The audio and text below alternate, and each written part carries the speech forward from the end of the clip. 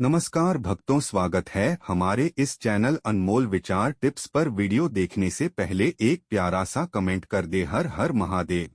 शारदीय नवरात्रि के व्रत में यह 3 सब्जियां भूल कर भी मत बनाना। जिस घर में बने खाई जाती है यह 3 प्रकार की सब्जियां, उसे घर में माता रानी कभी प्रवेश नहीं करते। उसे घर में हमेशा ही कंगाली गरीबी बनी रहती है।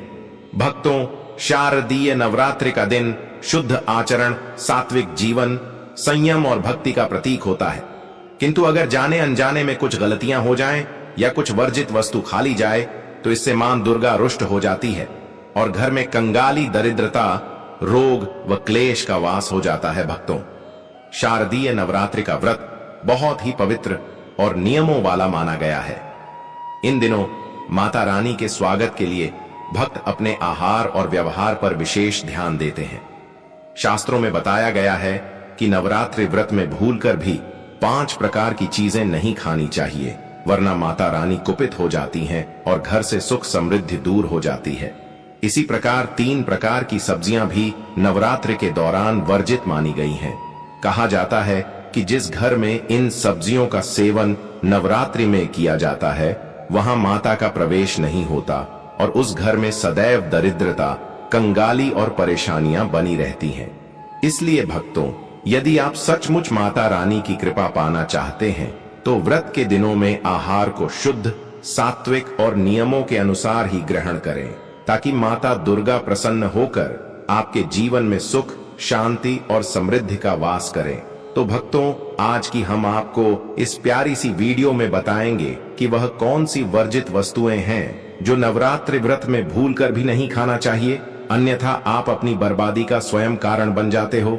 इससे आपका व्रत तो टूट ही जाता है, साथ में मां दुर्गा क्रोधित हो जाती हैं और इसी के साथ घर में आ जाती है। तो कहीं आप भी तो इन गलतियों को नहीं कर रहे हैं? तो पूरी जानकारी के लिए वीडियो को पूरा ही देखना होगा, तभी आपको सही सटीक जानकारी प्राप्त होगी। तो चलिए जान लेते हैं उन वर्जित वस्तुओं के बारे में। इससे पहले बात कर लेते हैं कि शारदीय नवरात्रि कब से शुरू हो रही है और कब समाप्त होगी। इस बार 22 सितंबर 2025। जी हां दोस्तों, 22 सितंबर 2025 से शारदीय नवरात्रि की शुरुआत हो रही है। इसका समापन 30 सितंबर 2025 को नवमी पर होगा। वहीं 2 अक्टूबर को दशहरा मनाया जाएगा, आश्विन माह के। यह 9 दिन मां दुर्गा की पूजा को समर्पित है। इस अवधि में माता रानी की पूजा करने से जीवन में सुख समृद्धि का वास और धन धान्य में वृद्धि होती है। माताएं बहनों, आप सभी को हम बता दें कि नवरात्रि के पहले दिन कलश स्थापना का विधान है। इससे देवी प्रसन्न होती हैं और हर मनोकामना पूरी करती है। धार्मिक मान्यता के अनुसार कलश को ब्रह्मा, विष्णु, महेश और मातृगण का निवास बताया गया है। इसकी स्थापना करने से जातक को शुभ परिणामों की प्राप्ति होती है। इस बार नवरात्रि के पहले दिन ऐंद्र योग के साथ साथ हस्त नक्षत्र का संयोग रहेगा। ऐसे में कलश स्थापित करना और भी शुभ माना जा रहा है। नवरात्रि व्रत के दौरान अक्सर लोगों को कुछ ऐसी चीज खाने की सलाह दी जाती है जो न केवल शरीर को ऊर्जावान बनाए रखती है, बल्कि व्यक्ति को लंबे समय तक भूख भी नहीं लगने देती। लेकिन अक्सर लोग जानकारी की कमी के कारण अपनी डाइट में कुछ ऐसी चीजों को जोड़ लेते हैं जो सेहत को नुकसान पहुंचा सकती हैं। इन चीजों के कारण अक्सर व्यक्ति को पेट से जुड़ी समस्याएं होने लगती हैं, साथ ही थकान और सुस्ती भी आती है। ऐसे में इन चीजों के बारे में पता होना जरूरी है। आज का हमारा लेख इसी विषय पर है। आज हम आपको अपने इस लेख के माध्यम से बताएंगे कि नवरात्रि व्रत के दौरान ऐसी कौन सी चीजें हैं जिनके सेवन से व्यक्ति को नुकसान पहुंच सकता है। नवरात्रि व्रत में क्या नहीं खाएं। तो चलिए भक्तों, अब जान लेते हैं उन सब्जियों के बारे में जो नवरात्रि व्रत में भूलकर भी इसका सेवन नहीं करना चाहिए, अन्यथा व्रत टूट जाता है।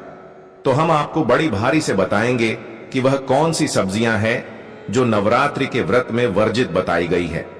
तो सबसे पहले सब्जी है प्याज और लहसुन। नवरात्रि के दिनों में प्याज और लहसुन का सेवन बिल्कुल वर्जित माना गया है। यह तामसिक प्रवृत्ति को बढ़ाते हैं और मन को चंचल तथा अस्थिर बनाते हैं। इनका सेवन करने से व्रत का प्रभाव नष्ट हो जाता है और माता रानी का आशीर्वाद घर से दूर चला जाता है। अब चलिए जान लेते हैं दूसरी वर्जित सब्जी के बारे में दूसरी परिचित वस्तु है बैगन। बैंगन को अशुद्ध और दोष युक्त सब्जी माना गया है। शास्त्रों में इसे अशुचि कहा गया है क्योंकि इसमें कीड़े लगने की संभावना अधिक होती है। नवरात्रि जैसे पवित्र व्रत के समय बैंगन का सेवन करने से पूजा का फल अधूरा रह जाता है और घर में दरिद्रता आने लगती है।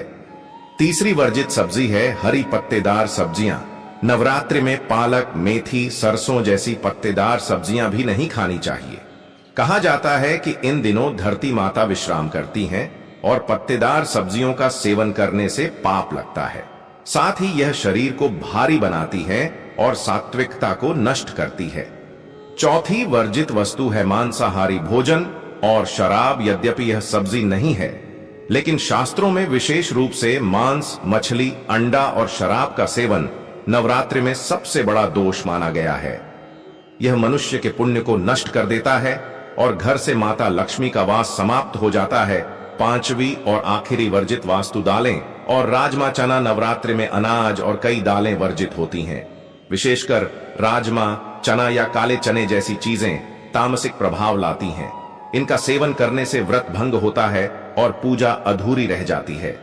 भक्तों, इसीलिए नवरात्रि में भोजन को सात्विक, फलाहार और स्वच्छ रखना चाहिए। इन वर्जित वस्तुओं से बचकर ही माता दुर्गा की कृपा पाई जा सकती है और घर में सुख समृद्धि का वास होता है। कि आप कमेंट बॉक्स में जय माता रानी अवश्य ही लिख दीजिए, जिससे कि माता रानी आपकी हर एक मनोकामना इच्छा पूरी कर दे और आप पर अपना विशेष आशीर्वाद आपको प्राप्त हो सके। इसलिए माता रानी के लिए इस वीडियो को लाइक और कमेंट बॉक्स में जय मां अवश्य ही लिखें। ऐसे में ज्यादा तला भुना खाने से ब्लोटिंग की समस्या हो सकती है। इस कारण आपकी तबीयत भी खराब हो सकती है। इस समस्या से राहत पाने के लिए हल्का और सुपाच्य भोजन खाएं। नवरात्रि में निम्नलिखित चीजें नहीं खानी चाहिए। मांसाहारी भोजन, मांस, मछली, अंडे और अन्य मांसाहारी उत्पाद। ये भोजन तमसिक ऊर्जा को बढ़ाते हैं और आध्यात्मिक विकास को बाधित करते हैं। नवरात्रि में मांसाहारी भोजन खाने से देवी की पूजा का फल नहीं मिलता है। मांसाहारी भोजन से शरीर में नकारात्मक ऊर्जा का प्रवाह होता है और मन अशांत होता है। शराब और नशीले पदार्थ, शराब, बियर, वाइन और अन्य नशीले पदार्थ, ये पदार्थ नकारात्मक ऊर्जा को बढ़ाते हैं और मन को अशांत करते हैं। नवरात्रि में शराब और नशीले पदार्थों का सेवन करने से घर में अशांति और कलह का माहौल बनता है। शराब और नशीले पदार्थों से शरीर और मन दोनों पर नकारात्मक प्रभाव पड़ता है। लहसुन और प्याज, लहसुन, प्याज और अन्य अशुद्ध सब्जियां, ये भोजन तमसिक ऊर्जा को बढ़ाते हैं और आध्यात्मिक विकास को बाधित करते हैं।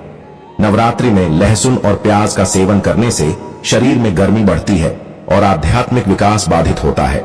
लहसुन और प्याज के बजाय अन्य सब्जियों का सेवन करना चाहिए। कच्चा अनाज, कच्चा चावल, कच्चा गेहूं और अन्य कच्चे अनाज, ये भोजन पाचन संबंधी समस्याएं पैदा कर सकते हैं। नवरात्रि में कच्चा अनाज खाने से शरीर में शुद्धता और स्वच्छता नहीं रहता। कच्चा अनाज खाने से शरीर में ऊर्जा की कमी होती है।